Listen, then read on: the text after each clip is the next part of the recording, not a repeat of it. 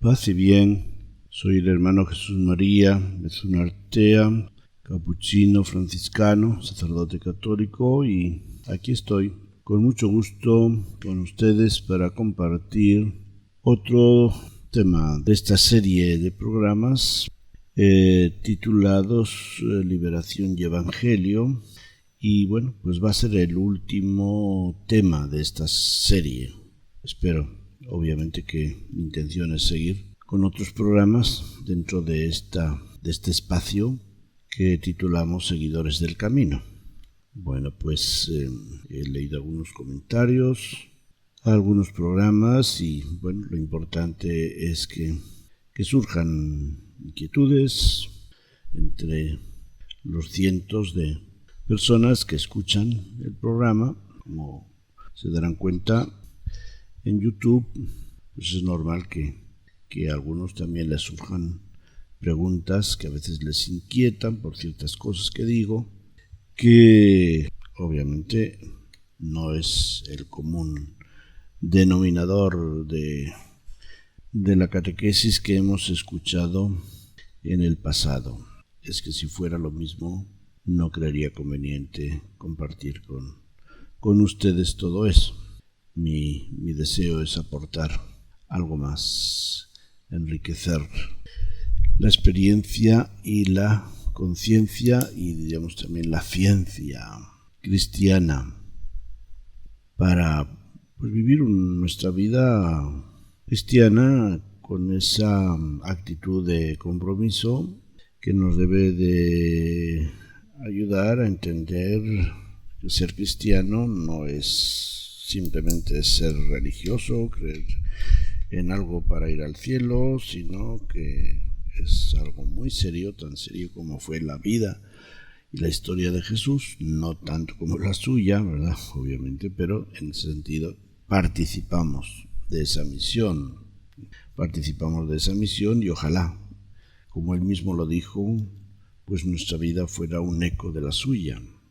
Jesús en una ocasión dijo que los que le siguiéramos, pues haríamos cosas tan grandes como él e incluso mayores. Entonces cada uno dentro del círculo de su vida está llamado a hacer cosas también que llamen la atención, que sean una verdadera profecía, un verdadero llamado a la esperanza, a la vida, al amor, a todo lo que Jesús nos llama, viviendo una vida digna de verdaderos hijos de Dios que el mundo hoy tanto lo necesita.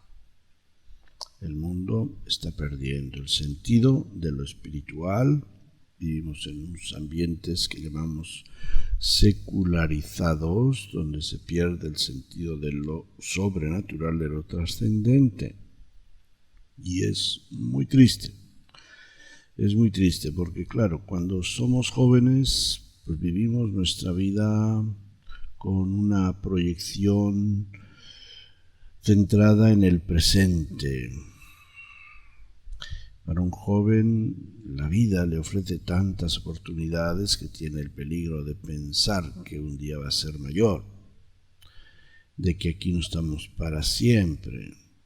Y el mundo de hoy, la sociedad de hoy, trata de cultivar esa sensación y de engañar a nuestros jóvenes, haciéndoles mirar solamente de las nubes para abajo. Y no podemos traicionar a los jóvenes. Aunque he dicho muchas veces que cada día es el día más importante de nuestra vida, pero no podemos vivir hoy con un verdadero sentido si no tiene una dimensión trascendente como Dios se la da, ¿no? Porque cada día es parte de una historia. Ahora pasa por aquí un helicóptero haciendo un montón de ruido. Bueno, pues hoy, como último tema de esta serie de Liberación y Evangelio, vamos a ver la aportación del Concilio Vaticano II, ¿Qué es lo que nos dice? ¿Qué pautas nos da el Concilio Vaticano II de cara a la liberación evangélica? ¿Cómo nos enfoca esta liberación, que pues viene a ser algo fundamental del Concilio Vaticano II, que abrió las ventanas y las puertas de la Iglesia, tanto para salir como para que entraran los que estaban fuera, y entraran, pues, como cuando invitamos a una persona a nuestra casa, no necesariamente para que se quede, sino para que goce de nuestra amistad, de nuestra, de nuestra comida, puede ser, de nuestra vida. Entonces la Iglesia es un signo sacramental de vida, de salvación, y por eso pues, la Iglesia quiere ser conocida y aparecer ante el mundo, no como un grupo de gente arrugada y asustada, sino como un grupo de gente que está dispuesta a colaborar en todas las causas nobles que hay en el mundo, porque como les dije el día pasado, somos luz del mundo y sal de la tierra. Entonces no podemos quedarnos encogidos, encerrados en nuestro medio de vida religioso, sino que tenemos que sentirnos deudores a nuestro mundo. Somos para el mundo, somos misión, enviados al mundo como luz del mundo. Bien, pues vamos a describir estas aportaciones, que creo que podrá haber otras quizá. No quiero en ningún momento hacer estudios o presentaciones exhaustivas de los temas que presento, porque pues no es el propósito ni la amplitud de nuestro espacio para eso, ¿no? Bueno, primeramente, vamos pues. La Iglesia, a través del Concilio Vaticano II, quiso presentar una nueva imagen de la Iglesia. Eso para empezar. Nueva, no porque no existiera ya, que la Iglesia es la misma hoy y cuando comenzó su historia desde Pentecostés. Nueva porque quizá esa imagen genuina de lo que es la Iglesia se ha ido relegando y se ha ido cambiando con el paso del tiempo por tantas influencias que ha sufrido del mundo externo. Entonces, lo que quiso el Vaticano II, ante todo, fue presentar una imagen de la Iglesia como comunidad de unidad y de amor, luz de las naciones, sacramento universal de salvación. Bueno, quisiera nuevamente subrayar la primera idea, la Iglesia como comunidad. ¿Por qué? Pues porque hasta el día de hoy hay muchos cristianos que cuando uno les pregunta, ¿tú qué crees de la Iglesia o qué es la Iglesia para ti? Te dicen, pues es una institución con tal y tal cosa, de tal y tal forma, etcétera.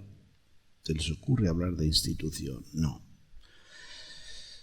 Es una comunidad. Es la comunidad de los creyentes en Jesús, que hemos recibido el bautismo, que tiene, obviamente, instituciones para los servicios que los cristianos necesitamos, pero no podemos confundir una cosa con la otra.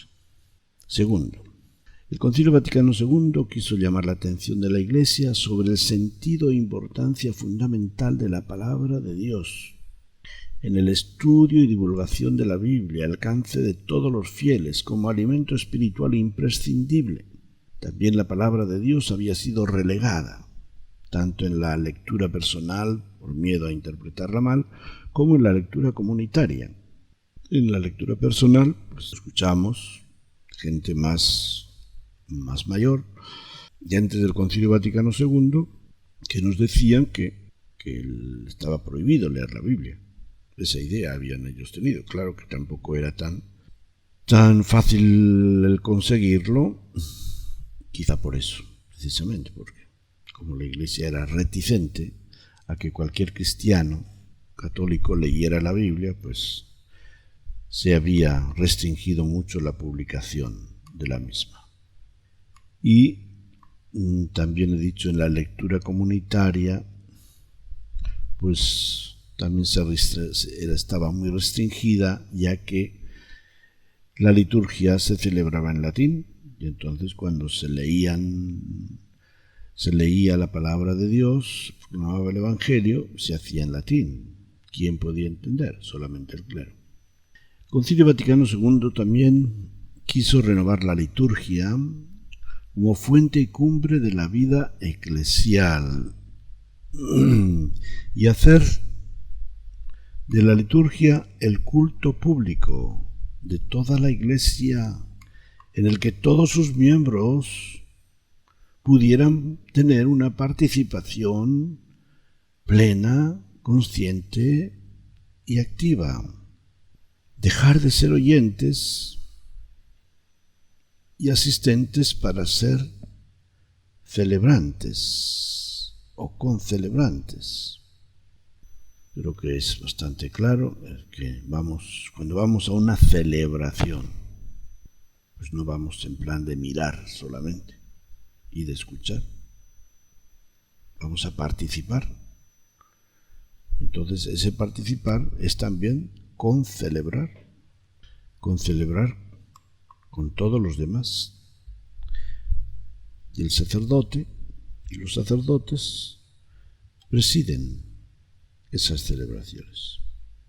Después, el concilio también quiso comprometer a la Iglesia en las esperanzas y gozos, en las tristezas y en las angustias de los hombres de nuestro tiempo. De eso nos habla bastante en la constitución de la Iglesia en el mundo actual. Lleva por título Gozo y Esperanza, Gaudium et Spes. La Iglesia, a través de sus instituciones y de sus miembros, no siendo ajena a nada que sea un signo de los tiempos que condiciona la historia humana del presente, quiere ser una parte activa en la vivencia de todas esas esperanzas, gozos, angustias, preocupaciones. Otra cosa que quiere el concilio es crear conciencia entre los obispos y el clero al servicio de la Iglesia y fidelidad a su vocación. Su vocación de pastores que acompañan al rebaño, que comparten sus alegrías y sus penas, sus retos y sus victorias, que van por delante con el ejemplo de una vida semejante a la de Cristo, el buen pastor. Algo que el Papa actual, Francisco, lo ha hecho famoso con esa expresión que los sacerdotes, los pastores, nos impregnemos del olor a oveja. Otro punto, otro deseo del concilio es llamar a los religiosos y a todos los miembros de la vida consagrada en sus diferentes formas a ser fieles a sus carismas, pero volviendo a sus fuentes originales de inspiración con las renovaciones necesarias, particularmente siendo fieles a su seguimiento radical de Cristo, de tal manera que vino a decirnos el concilio que o nos renovamos o ya, lo tenemos que hacer en la Iglesia. Es necesario actualizar los carismas para que sean relevantes al tiempo en que vivimos, porque si no cae sobre nosotros la advertencia seria de Jesús de que si la sal se vuelve insípida, ¿para qué la queremos? Si los franciscanos somos igual que los jesuitas y los salesianos igual que los paules, o los dominicos igual que los benedictinos, etc. Entonces, alguno de ellos sobra. Entonces, cada uno de nosotros tenemos un carisma específico y es necesario desempolvarlo y darle su vigor, vivirlo con un renovado espíritu. Después, el Concilio Vaticano II hizo despertar la conciencia de los laicos sobre su parte propia e inalienable en la misión de la Iglesia por medio de su apostolado, que sea ante todo como fermento en la masa de la sociedad en que ellos viven. Y así lo expresa al hablar del apostolado en el documento que dedicó a eso, la actividad apostólica, en latín Apostolicam Actuositatem.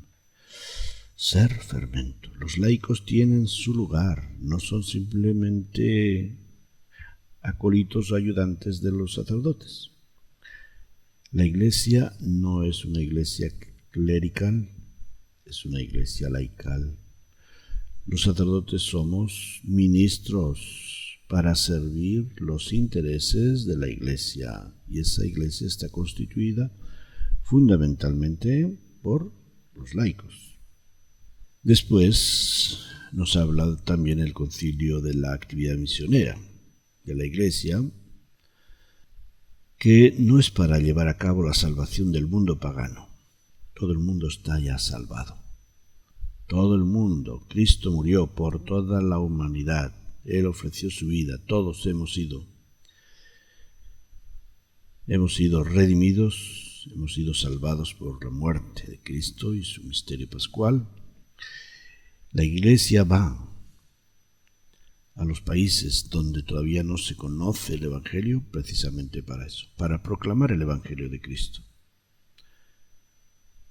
y ser sacramento universal de salvación, porque Jesús así nos lo encomendó: vayan a todas las naciones y proclamen el Evangelio. Y quienes quieran que se bauticen.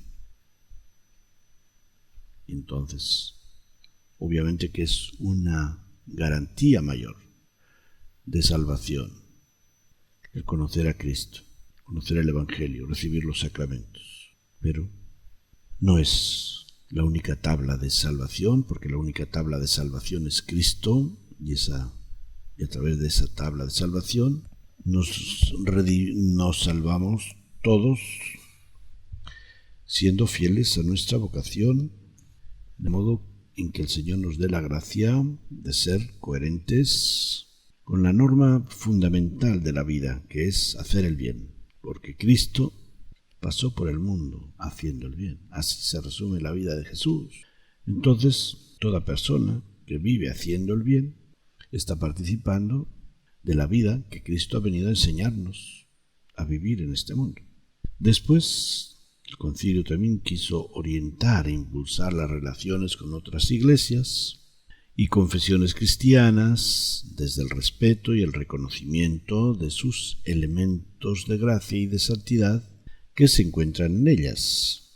Dar pasos firmes para acercarse de ambas partes, pues el escándalo de la división es pecado y responsabilidad de todos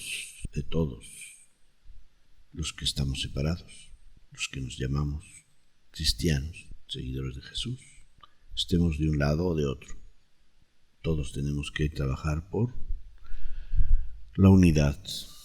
Es decir, que si en una familia surge una división entre hermanos, la responsabilidad de la unidad será de todos, de los que se fueron y de los que se quedaron en casa, de los que se enojaron y de los que quizá los hicimos enojar, sin entrar en muchos detalles, ¿no? Pero la división es escándalo. escándalo de todos nosotros. A todos nosotros nos toca trabajar, poner nuestro grano de arena por, primero, hacer posible la unidad. Y quizá algún día sea posible la unión. La unidad de corazones, la unidad de ideales, la unidad de doctrina fundamental, que es el Evangelio.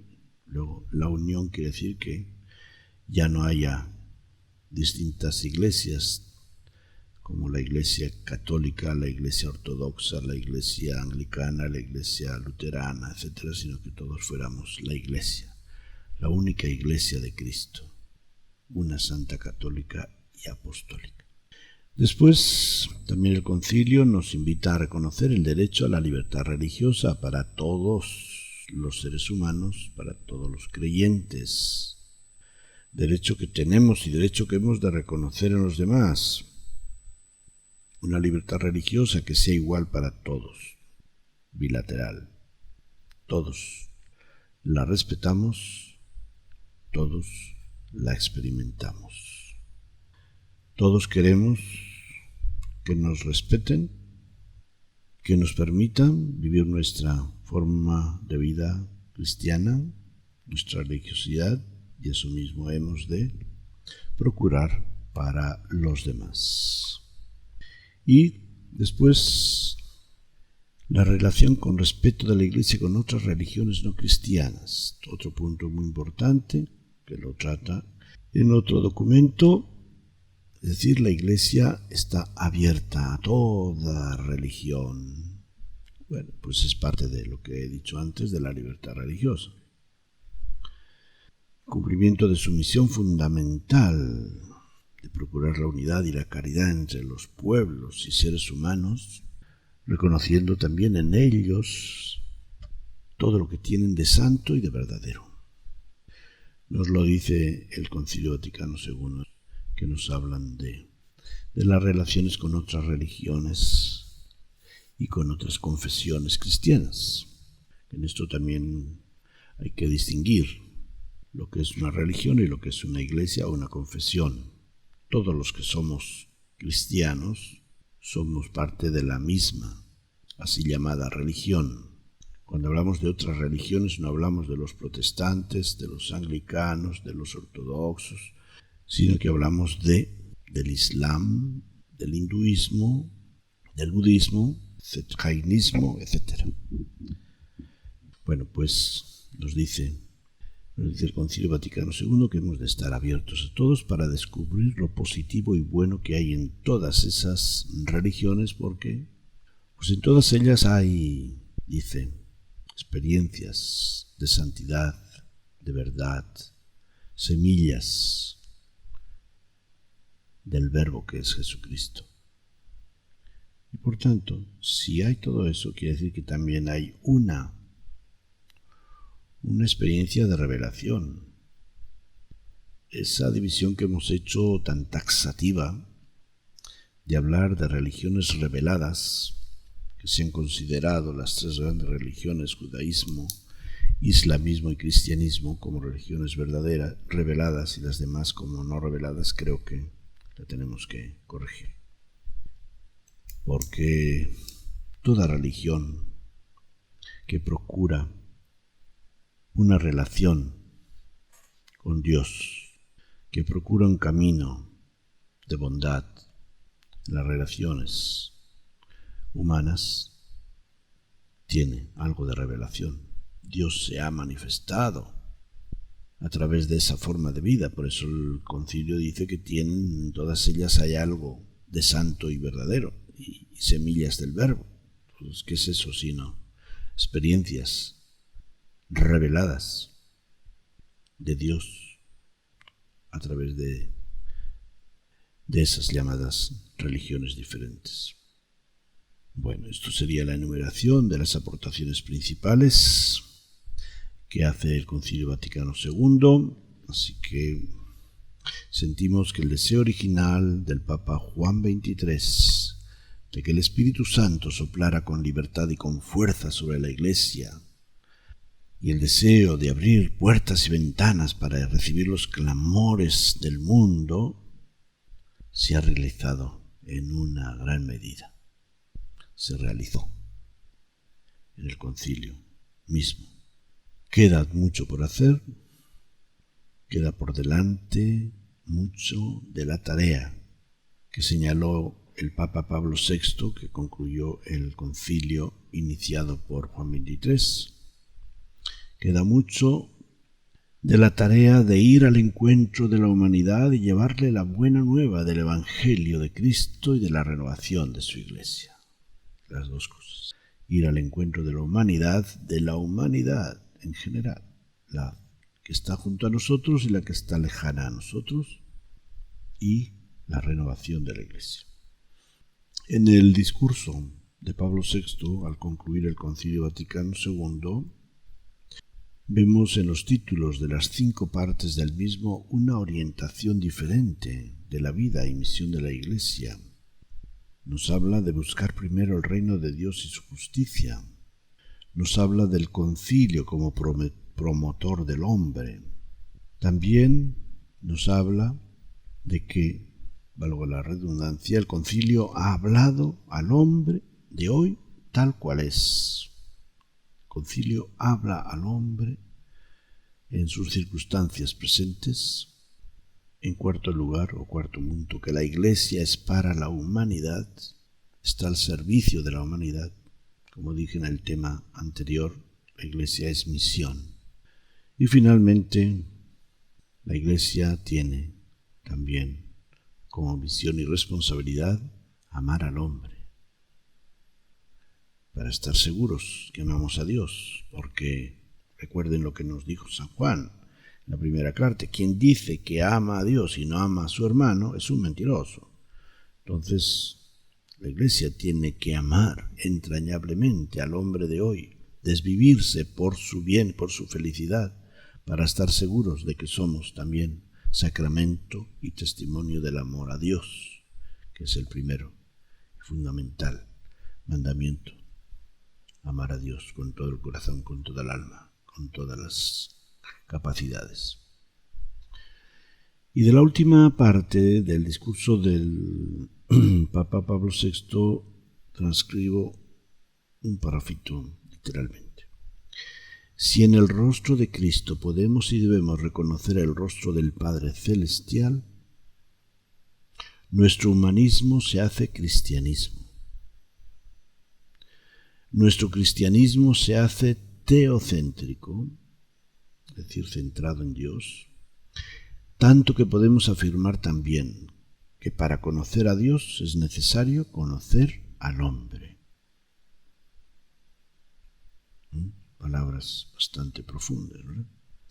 Si en el rostro de Cristo podemos y debemos reconocer el rostro del Padre Celestial, Jesucristo se lo dijo: Felipe, quien me ve a mí, ve al Padre. Entonces nuestro humanismo será cristianismo. Es decir, que somos humanos como Dios quiere, como Cristo fue humano. Y nuestro humanismo será también una imagen o un medio para conocer a Dios. Podemos decir que el concilio precisamente nos planteó esta labor de autenticidad hacia adentro y hacia afuera.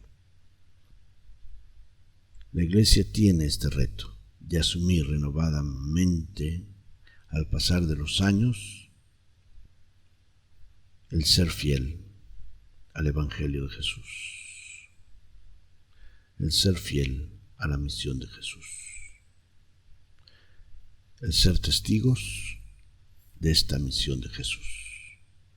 Esta fidelidad debe estar centrada ante todo y sobre todo en el testimonio. Para concluir, la evangelización que enfrenta la Iglesia bajo la dirección pastoral del Papa Francisco cuenta con la participación de todos. Algo que, como he dicho, lo puso bien de relieve el Concilio Vaticano II.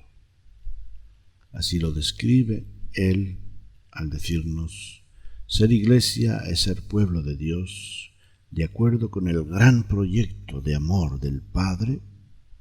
Esto implica ser el fermento de Dios en medio de la humanidad. Quiere decir anunciar y llevar la salvación de Dios en este nuestro mundo. Así nos lo dice en el número 114 del gozo del Evangelio. Y ser fermento precisamente está significando ser evangelio viviente, encarnar en la propia vida la palabra que se predica. Ya, esto, centrémonos en esto, fundamentalmente. Esto significa estar en sintonía, vivir en sintonía con nuestra fe, que lo que creemos y lo que vivimos sea como los dos rieles de un tren que van siempre juntos, aunque no sean igual. Una cosa es lo que creemos, otra cosa es lo que vivimos, pero están en tal dependencia que nosotros no podemos avanzar en nuestra vida si no nos apoyamos en ambos, como el tren no puede avanzar si uno de los rieles falla. Lo que predicamos lo hemos de poner por obra, lo que creemos lo hemos de hacer vida, ser auténticos. Pues para concluir, quiero resumir todo esto en un breve poema que dice: Cristo nos ha liberado para ser libres por fin, libres del temor a amar, libres de sí para dar, libres de todo prejuicio que impide poder mirar, neutral y comprometido, a todo ser junto a ti. Vendrán lobos que vestidos de sabios o de corderos querrán robarte la herencia de la verdad y la ciencia, que te viene del Maestro, que es verdad y es camino, que es la vid verdadera, la vida verdadera. No te lo pierdas de vista. Fija en él siempre tus ojos. Pon en él tu corazón, pues nunca se nos dará otro grande Salvador, ni otro invencible Señor. Sea siempre el Evangelio, el libro de referencia para momentos de luz y para los de oscuridad. Cuando camines por sendas oscuras o tortuosas, agárrate a su palabra.